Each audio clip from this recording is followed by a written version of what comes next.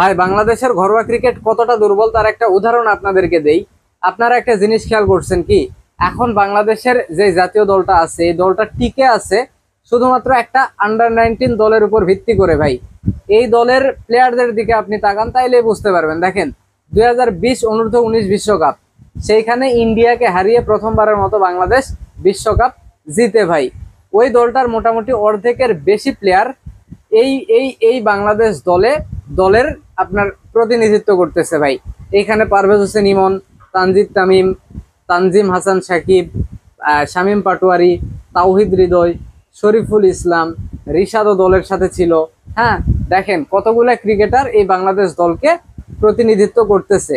এখন এই যে আন্ডার 19 থেকে বাংলাদেশ দলে গেল, হ্যাঁ, এইখানে ঘরোয়া ক্রিকেটের কি সম্পর্ক হচ্ছে দেখেন, এই যে 2020 থেকে 2025 এই 5 বছরের মধ্যে এই আন্ডার 19 দলের ক্রিকেটার গুলাই ঘরোয়া ক্রিকেটে এসে খেলে জাতীয় দলে ঢুকলো।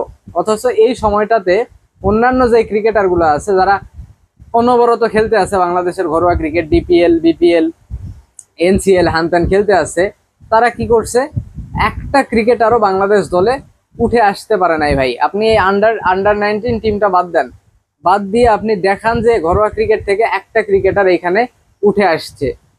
যদি নাই হয়, এইটা যদি নাই হয়, তাহলে আসলে এই ঘরোয়া ক্রিকেট দিয়ে আসলে লাভটা কি? শুধুমাত্র বিপিএলটা করা হোক, আন্ডার 19 খেলবে, খেলার পরে এই ক্রিকেটার গুলা বিপিএল খেলবে, বিপিএল খেলে জাতীয় দলে আসবে। মাঝখানের এই যে লিগগুলো আছে, ঘরোয়া ক্রিকেটের যেই লিগগুলো আছে, এইগুলা থেকে তো কোনো ক্রিকেটার আসতেছেই না। ভাই আসতেছেই না, ইভেন কখনো আসেও নি আমার কাছে যেটা মনে হয়। দেখেন এখানে এনামুল হক বিজয় রান করে জাতীয় দলে এসে পারে না, সবাই বলে। নাইম শেখের ক্ষেত্রে একই। আপনি আগের যদি চিন্তা করেন, দেখেন তুষার ইমরান বহুত রান করছে ঘরোয়া ক্রিকেটে, জাতীয় দলে এসে কখনোই পারেনি। এরকম অনেক উদাহরণ আছে ভাই, এইরকম অনেক উদাহরণ আছে। তো এই হচ্ছে অবস্থা। আসলে বাংলাদেশের ঘরোয়া ক্রিকেটের মান এতটাই দুর্বল যে আন্ডার 19 যেই বোলার গুলা আছে তাদের থেকেও আমাদের এই ঘরোয়া ক্রিকেটের বোলারদের মান নিচে। হ্যাঁ, যার জন্য এইখানে আমাদের ব্যাটসম্যান গুলা ইচ্ছা মতো রান করে কিন্তু জাতীয় দলে এসে পারে না। একজন একজন মানে খুবই ট্যালেন্টেড, আপনার টেকনিক্যালি সলিড এরকম একজন ব্যাটসম্যান আমরা এখান থেকে পাইনি। ভাই যা পাইছি এই যে বিকেএসপি, তারপরে আপনার এই যে আন্ডার 19 এই ক্রিকেটার গুলাই ঘরোয়া ক্রিকেটে গিয়ে ভালো করছে, জাতীয় দলে আসছে। অনেক ক্রিকেট আপনারা বলতে পারেন ভাই এইটাই তো সিস্টেম, এই ক্রিকেটার গুলাই তো ঘরোয়া ক্রিকেট খেলতেছে, খেলেই তো আবার জাতীয় দলে ঢুকতেছে। ভাই এখানে অনেক ক্রিকেটার আছে যারা আন্ডার 19 খেলে না, যারা খেলে না ভাই, দেখবেন একটু বয়স হয়ে গেছে, তার খেলার প্রতি নেশা, চেষ্টা করে এটা সেটা করে ঢুকছে। বা ওই যে আপনার পেসার হান্ট হয়, এইগুলা বিভিন্ন সময় বিভিন্ন যেই আয়োজনগুলা হয় বিসিবিতে, হ্যাঁ, এখান থেকে যেই ক্রিকেটার গুলা বের হয় যেই খেলে, মানে এনসিএল, ডিপিএল এইগুলা খেলে, এখান থেকে কোনো ক্রিকেটার কিন্তু আমরা ভালো পাইনি। যা পাইছি এই যে আন্ডার 19, তারপর বিকেএসপি থেকে যে ক্রিকেটার গুলা গিয়ে এনসিএল, ডিপিএল, বিপিএল এ খেলে, এই ক্রিকেটার গুলাই আমরা পাই, সেটা আসলে বোঝানোর চেষ্টা করতেছি। এই হচ্ছে আসলে অবস্থা। এবং সামনের দিনগুলোতেও আন্ডার 19 থেকে আমরা অনেক ক্রিকেটার পাবো, যেটা আমার কাছে মনে হয়। এইবারের যে আন্ডার 19 দলটা আছে, আজিজুল হাকিম তামিম অসাধারণ একজন ব্যাটসম্যান। আপনি দেখেন এইখানে জাওয়াদ আবরার নামে একজন প্লেয়ার আছে, অসাধারণ ব্যাটসম্যান। সাউথ আফ্রিকার বিপক্ষে বোধহয় ব্যাক টু ব্যাক 50+ রান করছে, ওয়ানডে খেলতেছে আনঅফিসিয়াল। তো আমরা সামনেও কিন্তু এই দলটা থেকে, ইভেন আমরা দেখছি এই দলটা থেকে ইতিমধ্যে লাস্ট বিপিএল এ অনেক কয়েকজন ক্রিকেটার খেলছে। তো এইখান থেকে আমরা ক্রিকেটার পাবো।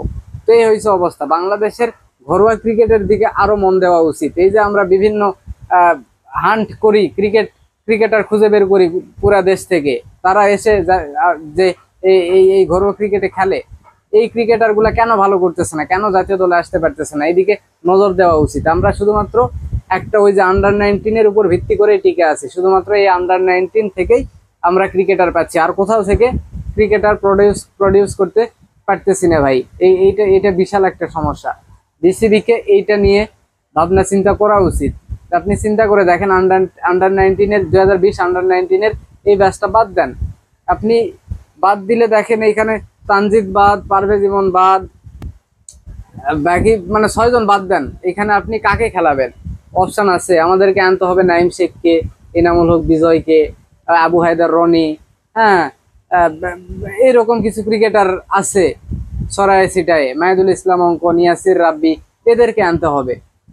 এখন দেখেন এদের এদের টেকনিকের সাথে এখন যেই আন্ডার 19-এর যে প্লেয়ার গুলা খেলতেছে তাদের টেকনিক একটু মেলানোর চেষ্টা করেন, কারা ভালো কারা ভালো। অবভিয়াসলি কিন্তু আমাদের এই 2020 আন্ডার 19-এর প্লেয়ার গুলা ভালো। হ্যাঁ, এই হয়েছে অবস্থা। তো আসলে শুধুমাত্র এই আন্ডার 19-এর উপর তাকিয়ে না থেকে অন্যান্য সেক্টর থেকেও আমাদেরকে প্লেয়ার বের করে আনা লাগবে ভাই। এই প্রসেসটা বিসিবি অলরেডি শুরু করছে, কিন্তু সফল হচ্ছে না।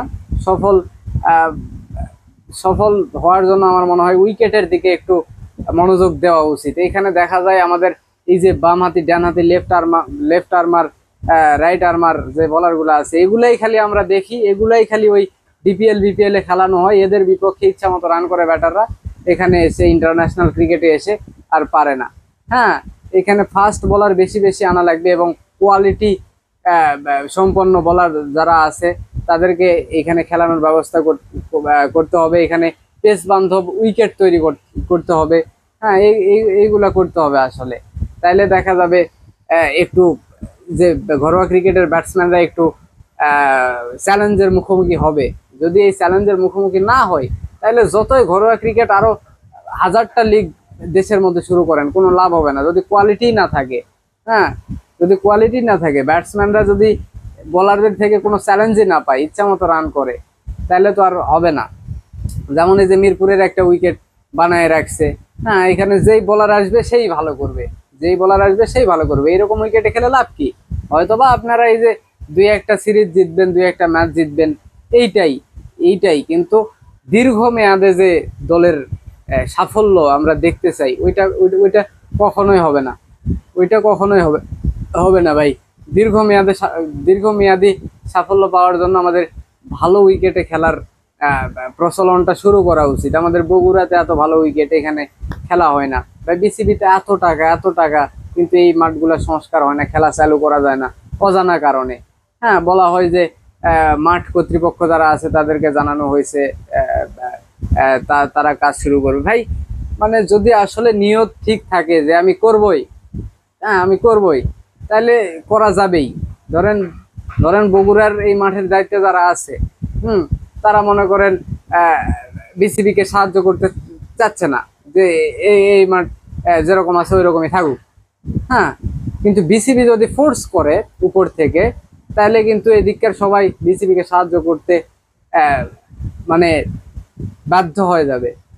তো এইটাই আসলে সবই বিসিবির উপর। বিসিবি যদি আসলেই মন থেকে চাই যে ক্রিকেটকে পুরা দেশ ছড়িয়ে দিতে এবং বাংলাদেশের ক্রিকেটকে সামনের দিকে এগিয়ে নিয়ে যাইতে, তাহলে ইনশাল্লাহ হবে।